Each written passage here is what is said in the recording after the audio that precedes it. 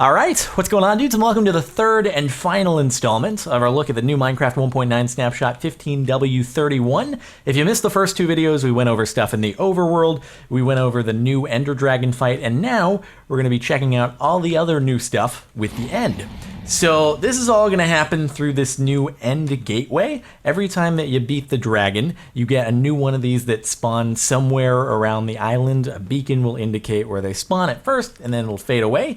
So in order to enter one of these things, you'll need an ender pearl, because it's obviously kind of a small little thing, and then you'll either need to build up to it, or you can try to hit it directly from the ground. You can now throw ender pearls in creative, so we'll go and give this a try, and I missed, so I'm just gonna go right up to it and throw an ender pearl in, and now we're off into a brand new part of the end. It's super cool. So now it's loading around us. All right. So this is now, it's basically, as far as I can tell, an infinitely generating end, right? So we have a bunch of islands, and as we go, more of them will spawn, and it is some pretty awesome stuff. So this right here is, if we clear out some space in our inventory from the end of our last Ender Dragon fight, we've got the chorus plant. So these just grow all around the end islands that you'll get to when you enter the end gateway, and they're pretty darn common. You can actually make stuff out of the drops when you break one. We'll get to that in just a few minutes. But for now, why don't we just take a quick look around and go and explore some stuff.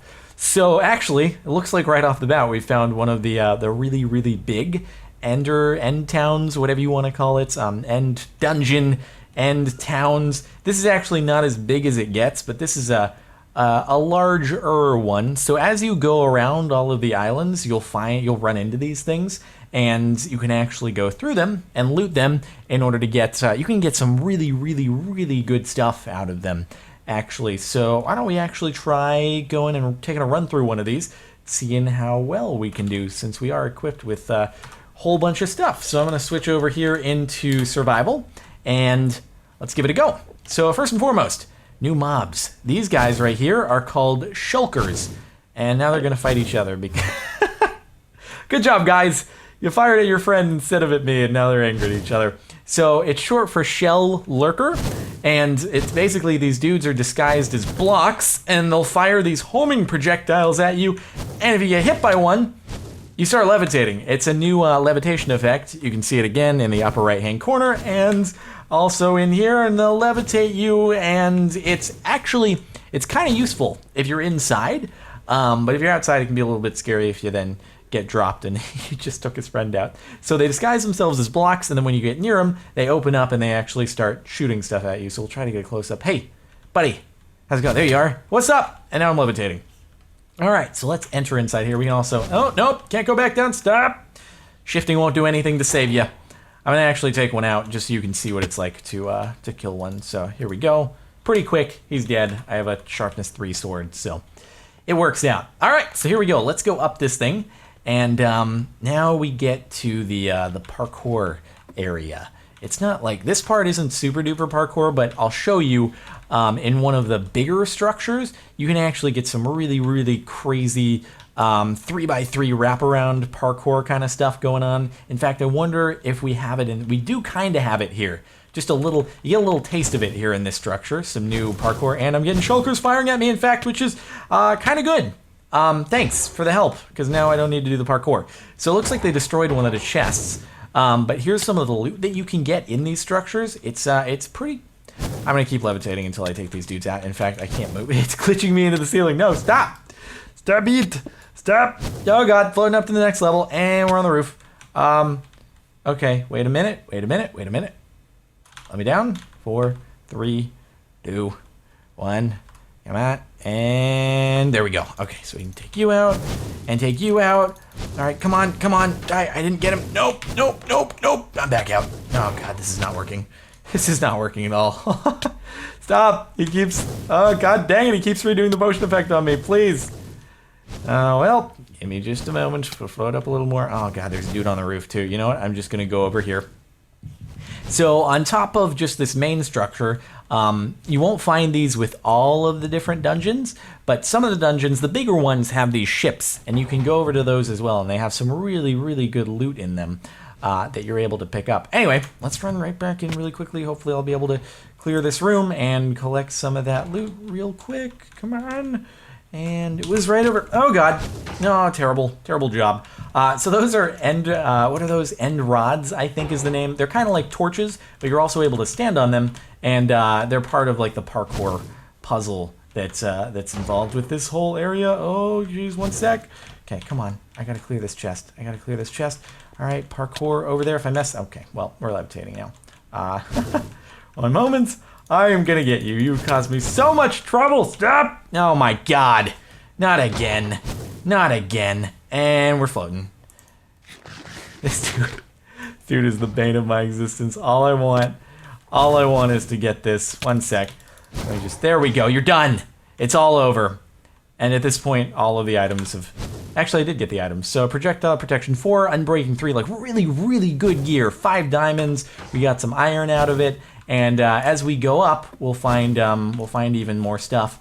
And so the shulkers, they can help you, they can hurt you. It all depends on what you're trying to do. So I'm just, for the sake of saving time, gonna fly on up to the top of this place, and we'll see what other loot there is. Because usually you get some better stuff at the top, but in this case we don't actually have the big building when we get to the very top. But the ship usually actually has some pretty awesome stuff. So let's take a look at it. Normally you'd have to build up or ender pearl over, obviously, but here we go. It's got a beacon indicating it, and look at this. Unbreaking 2, fire protection 4, some more iron ingots, fire aspect 2, sharpness 3, unbreaking 2, protection 4.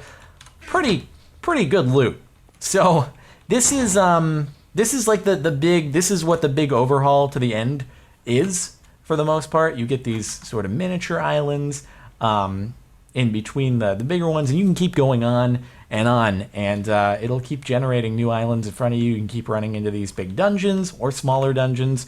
In fact, if we go to some new islands, we might run into some smaller ones, so you can get a look at the range that you can see these end cities, end dungeons, whatever you want to call them, and you can see the range that they spawn in. So unless I see one here really quickly, oh yeah, there we go.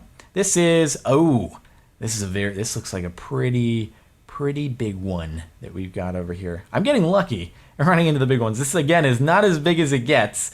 It gets even bigger than this one, but I'll go ahead and jump over to that one and show you what sort of what I think the maximum size is, and then all the other stuff that comes along with this portion of the end. So here we go. This, from what I've seen, is about as big as these end dungeons can get.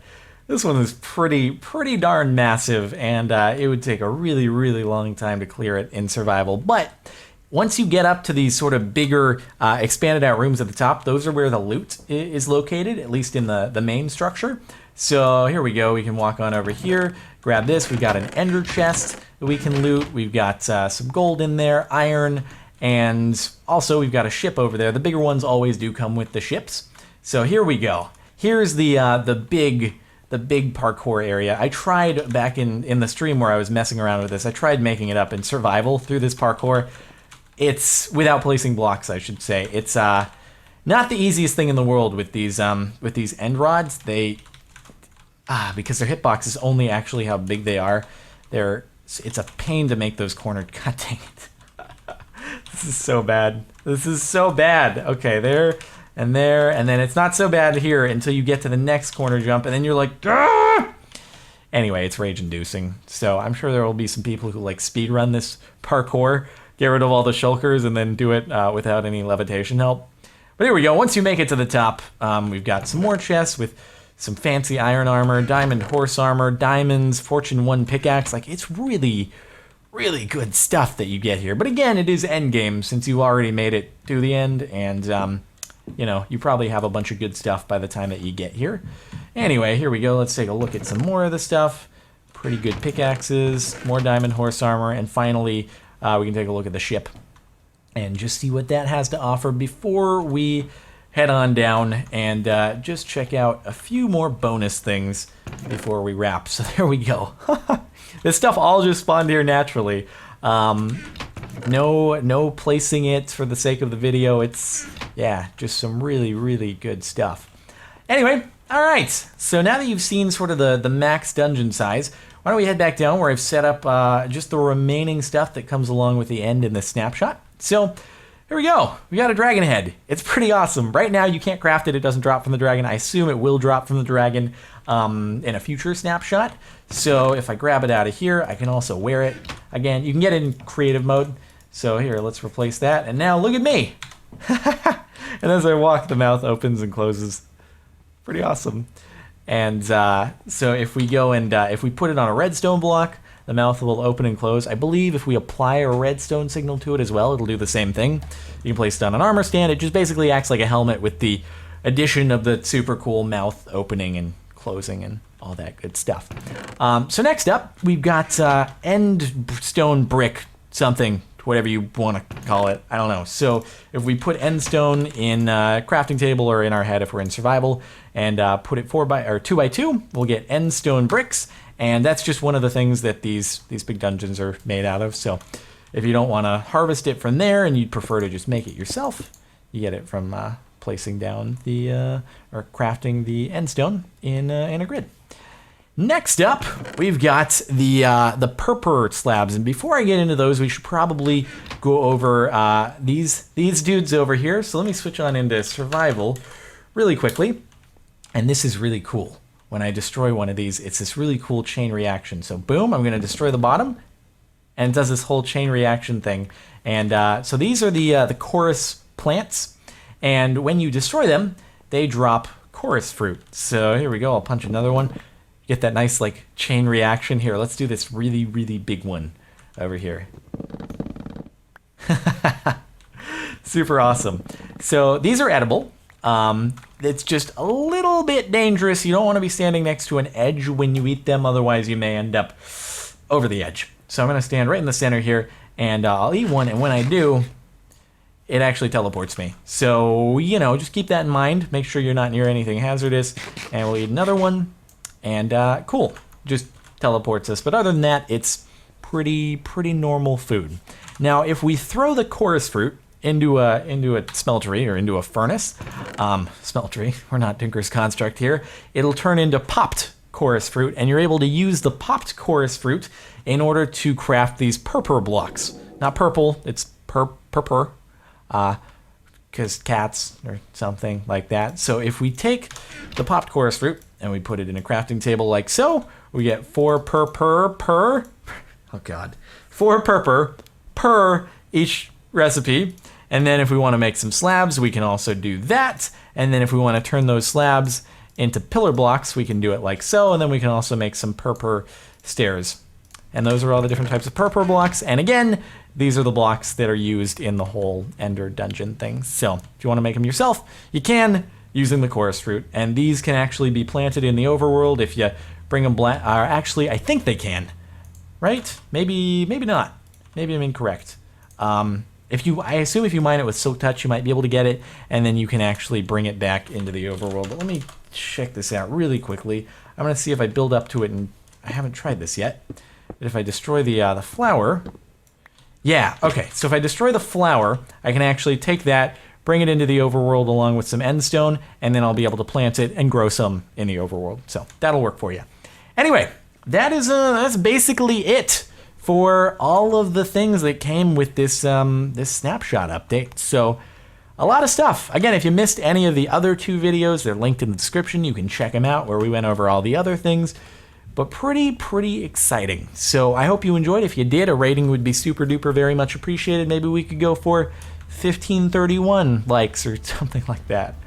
From 15 to 31 to 1531. May as well. All right, well, that's it for now. Thanks so much for watching. Hopefully there will be some more smaller updates in the near future, and we'll check those out. Until then, I'll see you next time.